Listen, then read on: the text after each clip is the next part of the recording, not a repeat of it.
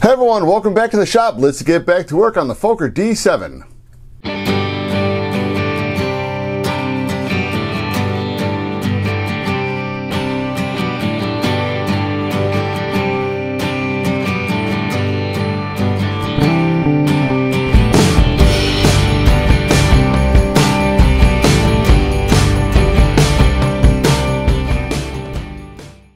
Okay, let's just call it the aluminum side panels, pretty much done. They just need to have the holes drilled out and just make sure everything's going to fit properly. And if you watched the last video, you'll know that that's going to come up as soon as I get ready to cover this plane, because I want to make sure that everything is proper before we go ahead and get those little side panels mounted. So we're going to jump in on today is that lower wing. What we're going to do is we're going to go ahead, let's see how well this will work this way. What we're going to do down here is we're going to go ahead, we have to put the gussets in. I decided I want to put some gussets in the corners, so of course everything's already cut out, little tri-stock, and then we're going to come in and we're going to cap this bottom off so that section will be done. Now if I can show you, and hopefully we can, I said I wanted to go ahead and replace some of these rib caps. Now let's see how well, if you can see them.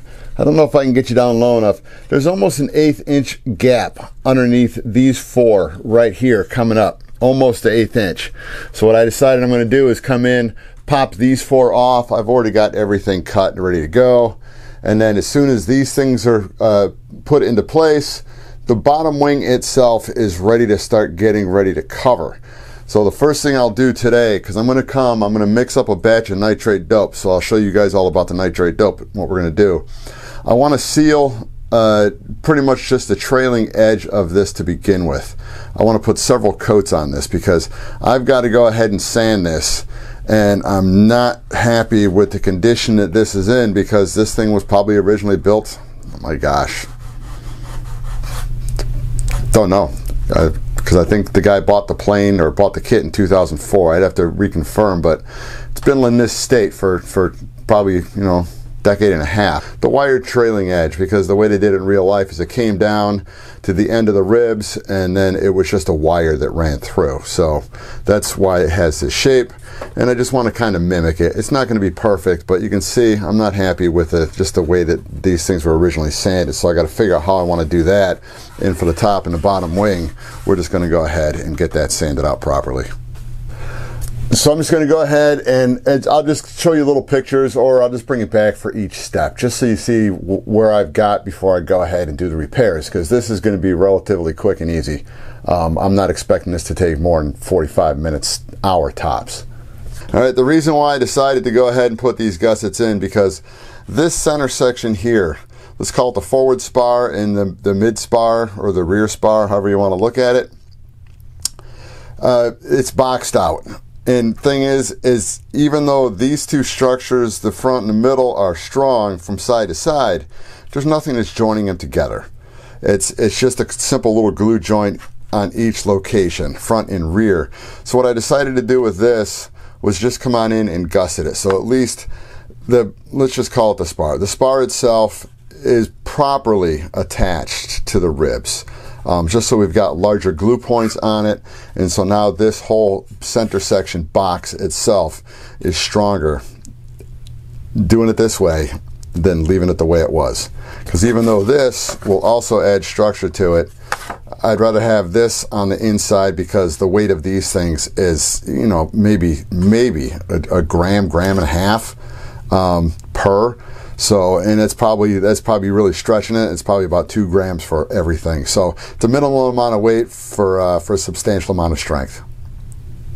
With everything taken care of, those 4 little ribs, piece of cake putting in. I didn't have to bring you guys back to show you, because if you looked at some of the earlier videos that I did on wing rib caps, everything is good. It was a piece of cake. The total time was, I don't know, for the whole thing, getting it ready to go ahead and get the nitrate dope on it, 45 minutes. So it was relatively quick and easy. So let me go ahead and take you off the stand, and for those that have not seen yet, here are the goodies. This is my primary. It's a Randolph. It's the non-tautening it's a nitrate dope. You can use butyrate. I like nitrate better for two reasons. It dries quickly and vents out quickly. So the butyrate itself is going to take about 2 weeks for it to get itself fully taken care of and kind of cured out, if you want to call it that. Whereas this stuff is, it's good within 12-24 hours. You can go ahead and spray it. I've spray painted it sooner than that without any issues. Next, that's just the brand that I use. I just use regular lacquer thinner. There's some companies say you have to use a certain type of lacquer thinner. Been using this stuff for years. Never had a single issue with it. Now, when you mix up the nitrate dope, it's going to come out because it's thicker than the thinner, because that's why they call it thinner. What it is you're going to have to stir it for probably a good 5 minutes, because you want to make sure that it's all properly blended out. Once it's blended out, then you're good to go. So, what I use, primary, when I'm doing the first couple coats, pretty much just all the wood. Whenever I'm just sealing bare wood and making sure that I get enough dope down in there to soak into the wood, I use these little chip brushes. They're cheap, and you know, if you wanted, you could throw them out every day. I prefer not to. I just soak them in some lacquer thinner, and they're fine for the next day. I've used these longer versions of the chip brush. This goat hair made in China, and I don't know where I got these from. It could have been either Michael's art store, which is probably where I got it from. If not, then it comes from the place that begins with the capital letter Amazon. And these things work out pretty good as well. This one I have to go ahead and soak it, because whatever I use in it last is kind of hardened up, but it'll still be good. I'll put up here. Here's an old, excuse me, here's one of my old paint brushes I used to use from way back in the day. And that's nitrate dope that dried on it. I had to do a little touch up, never did, so I'm going to put it back in here. I'll let this stuff soak for probably the better part of a day in the lacquer thinner, and because it is nitrate dope, that stuff will just go ahead and start to dissolve and soften up, and the brush can still be used again. Now, I have no idea where I got these from, but it's a poly brush. This is what I prefer to use when I'm doing the fabric, because this chip brush, they have a tendency for the bristles to kind of fall out and get stuck to the fabric. So you have to pay very close attention when you're doing the fabric, and I'll bring you back in when I'm doing it. But I tend to use these because it actually does a better job with the nitrate dope. Because with the fabric, if you use a brush where it's going to hold on to a heavy amount and you put it down, it can soak through. It's designed to soak through the fabric, but the thing is, if too much goes through, it'll cause a drip or a heavy spot. Sometimes it would say that there was going to be a drip over here between, we'll just call this a rib cap, even though it's not a rib cap. So just say it was from this rib cap to this rib cap. If a drop goes down and hits this, it's going to bond to not only the fabric but also to the wood down here, and then as this dries, it's going to pull this down, and there's going to be a pucker in the fabric. So you want to make sure that when you're putting your first couple coats on, use a finer brush, and it takes a little bit longer to use these brushes than to use the chip brushes, but you'll get a much better job. So let me go ahead and get this stuff on here to seal up this rear trailing edge. And let's get a couple coats on it, and I bring it back, take a look at it, but you're not going to see a difference in it. It's just going to darken it up a little bit and harden everything. So you're pretty much just hardening the wood for a very minimal amount of weight. It's been a long day, very long day. Been down here working for about 7 hours, and I'm going to take you outside and show you what I did in that 7 hours. If you guys want to put fabric on a plane, you're all going to have to go through the same thing. And the bigger the plane and the more wings it has, the longer it takes to get it done. We spent the day putting nitrate dope, 2 coats on it. And I'm still going to have to go ahead and sand it and put on at least 1 more coat and then sand it again. Yes, it takes a long time. But fabric is an actual structural part of the plane. It's not Mylar, where it's just glue that holds it on there. This stuff, you're using the nitrate dope to stick it to the wood.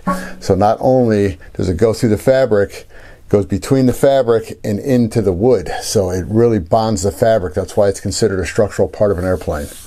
So let me take you outside and show you the melee. And yes, once again, it's bright. Everything is taken apart. Everything is taken apart on the plane, with the exception of the servos are still on the inside.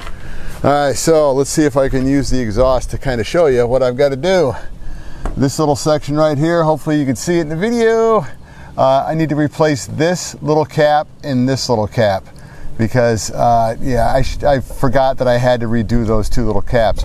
Luckily, it's only a short little cap. It's maybe 4 inches long each, and that'll be a piece of cake. Give me about, I don't know, 15 minutes, so I'll have those things changed out. Now, the thing I still have to do to the bottom wing, you can see is already done properly on the top wing. The rib caps come right out to the trailing edge of the wing. Down here, the guy did not do that. So I'm just going to go ahead and I will be making the adjustments on the fly. We're going to have to do it, and hopefully it'll look good enough, because I still want to tidy those up a little bit on top, but the ones on the top wing are better than the wings, better than the ones on the second wing.